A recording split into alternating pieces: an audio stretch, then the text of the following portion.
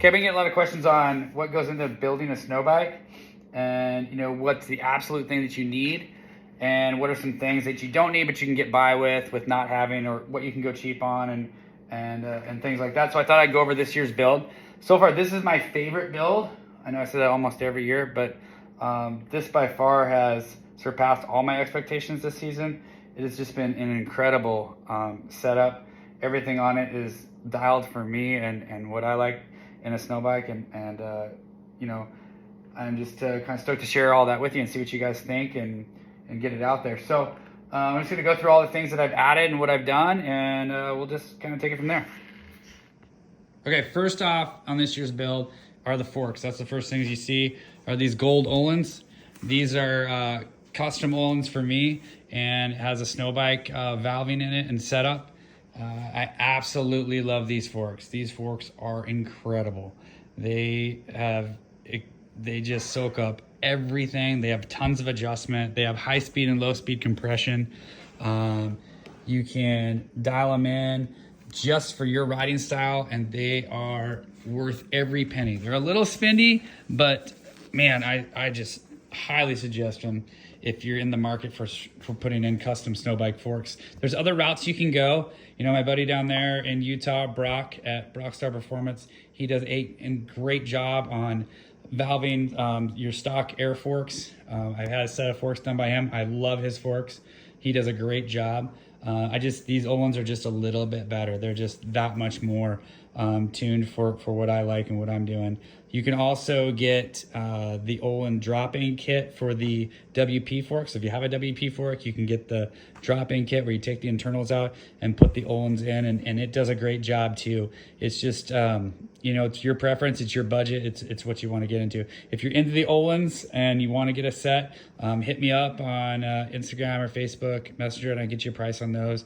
I'm working with Zugger Shocks on those and getting those out. Also, you can hit up Brock down there in Utah at Brockstar Performance, and he can get you hooked up as well. So we're working with him. Next, plastics. I always put aftermarket plastics on just because when you're snow biking, you tend to abuse your plastics. So I always put aftermarkets on. That's just what I like to do. And then, obviously the wraps. So I get my wraps from Aramoto. I love their wraps. They do such a good job with taking an idea and running with it and giving you something completely blown away on what they can do outside my expectations. So this year I just kind of wanted it to look kind of like a Red Bull can, and that's kind of the effect they gave me. So it's got the glitter finish on it. It's reflective. It's got everything. And it's held up really well. It's been really abused, and it is held up. It's done a great job. So next I have the PST engine jacket. I love Brad at PST. This thing has worked great for me. It's been flawless. It's kept my temps right where they need to be all season long. So, hit him up if you're in the market for an engine jacket. But that's kind of one of the things that you absolutely need is you absolutely need an engine jacket. So if you're going to do a snow bike build, you got to have a good engine jacket. There's other ones out there. I just really like PST. I really like the work he's done. And it's just, I like it. He's great. Next, you have the foot pegs. You can use stock foot pegs. You can get by with that. I just prefer a wider foot peg where the snow doesn't get clogged up in them. They're a little bit of an expense, but for me, I really appreciate a wider foot peg for those snow boots. This just fits me better, and this is what I like. I use the bigger studs in here too, not the smaller ones. I use the bigger ones for those days that it gets real icy, so I can stomp my foot in here and break all the ice off. And yeah.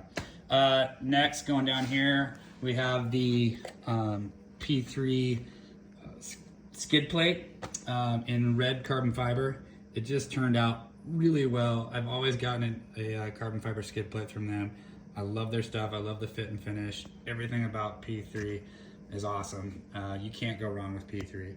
I also have the P3, let me walk around here, the P3 pipe guard in red carbon fiber as well. It kind of tied everything in. I kind of splurged a little bit there with that, and it just turned out great. It really looks cool on the bike. So do you need an engine, a pipe guard? You do need a pipe guard. You don't necessarily have to go with the carbon fiber one. I just highly recommend the carbon fiber one. It's light, it's got a lot of coverage. You won't burn your pants or any other piece of equipment that you have. So I really think this is a thing that you kind of need.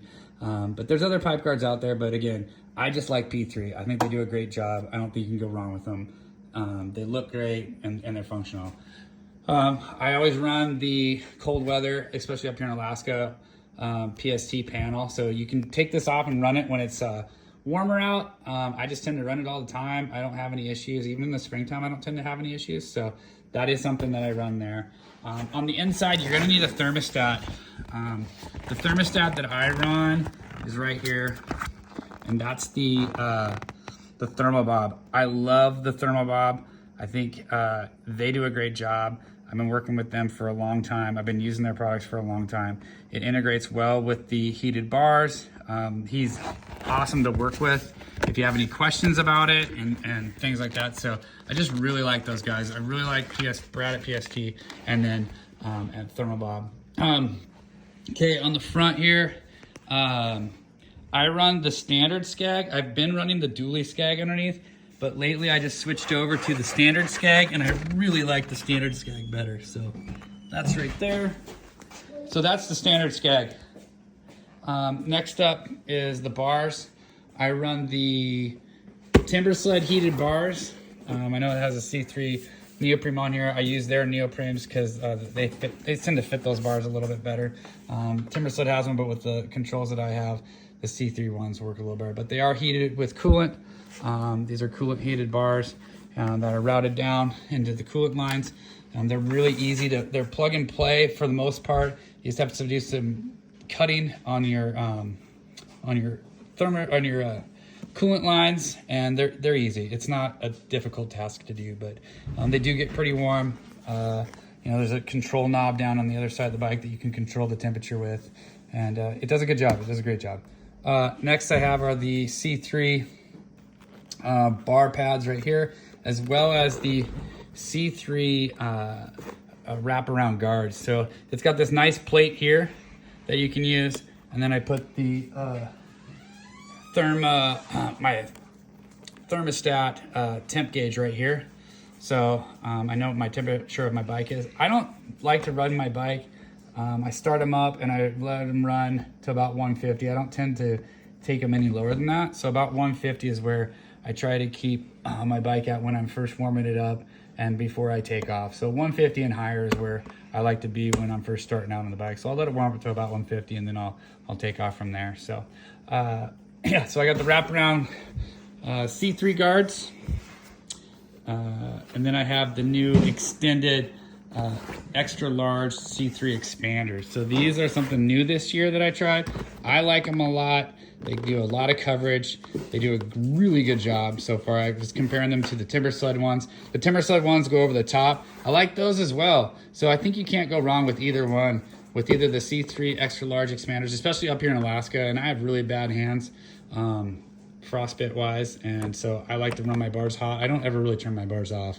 Honestly, I run like a motocross glove for the most part of the season, and then when it's really cold, I run a little bit thicker glove. But I always run my bars on high, and I don't have a problem. But I tend to run pretty cold on those. But yeah, C3 expanders. It's got the C3 wraparounds.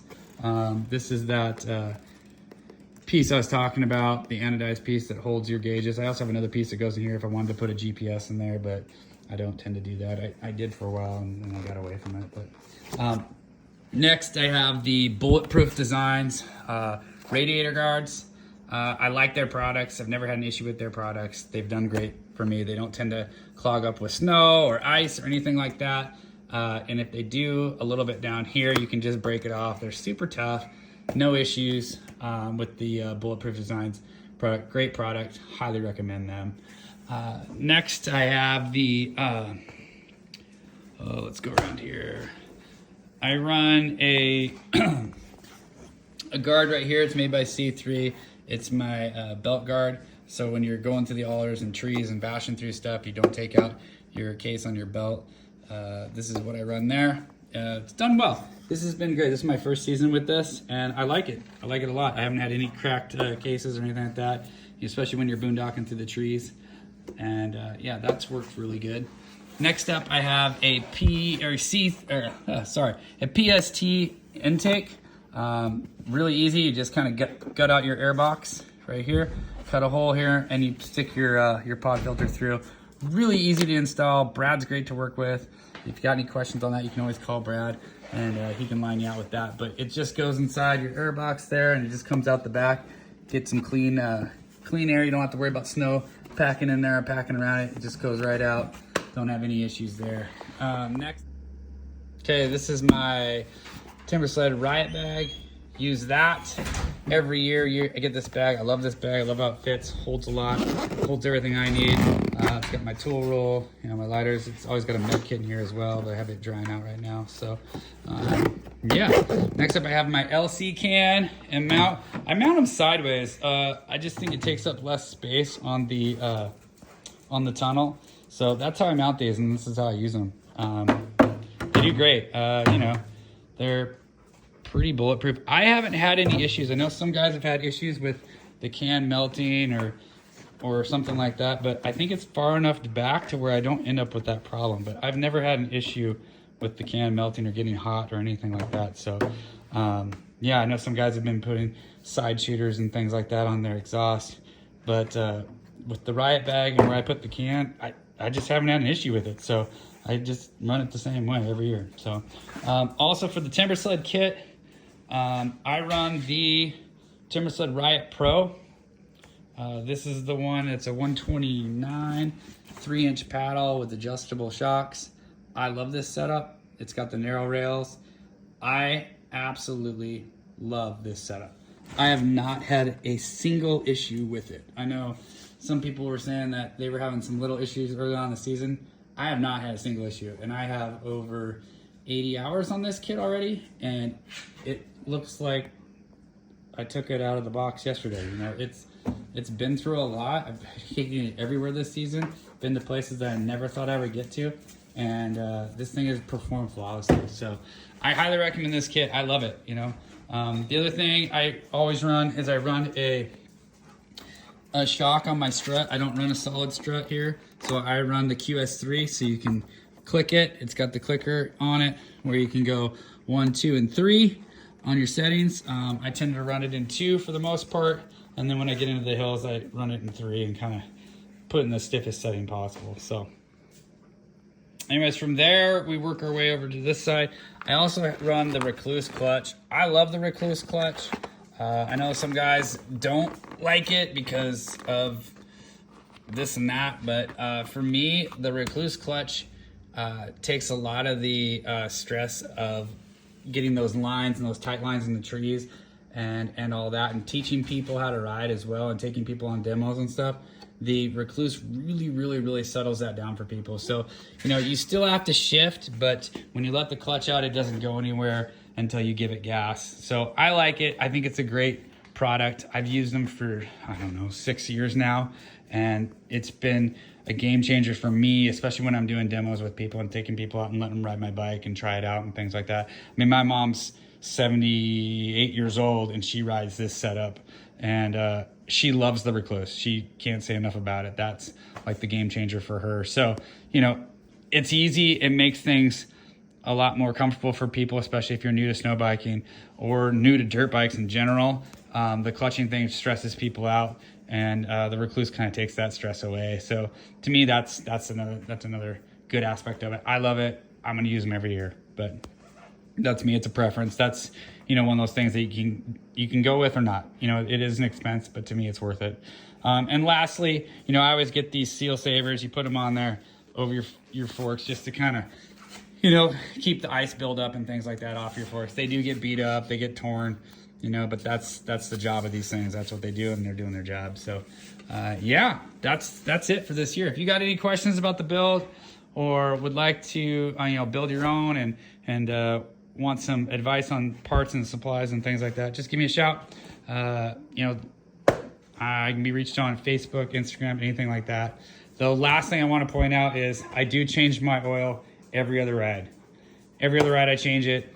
I put 040 in, and that's just me. I don't know that you have to change it every other ride, but I think for a safety precaution on your engine and things like that, because you know we're riding in different temperatures and things are getting hot and things are getting cold, and you can get some condensation built up. So I just like to change that oil every other ride. So that's a preference thing. You don't have to, but I just like to do it just for, you know, for insurance reasons on my motor and making sure everything's clean and right. So anyways, again, if you got any questions, feel free, hit me up, Instagram, Facebook. Thanks.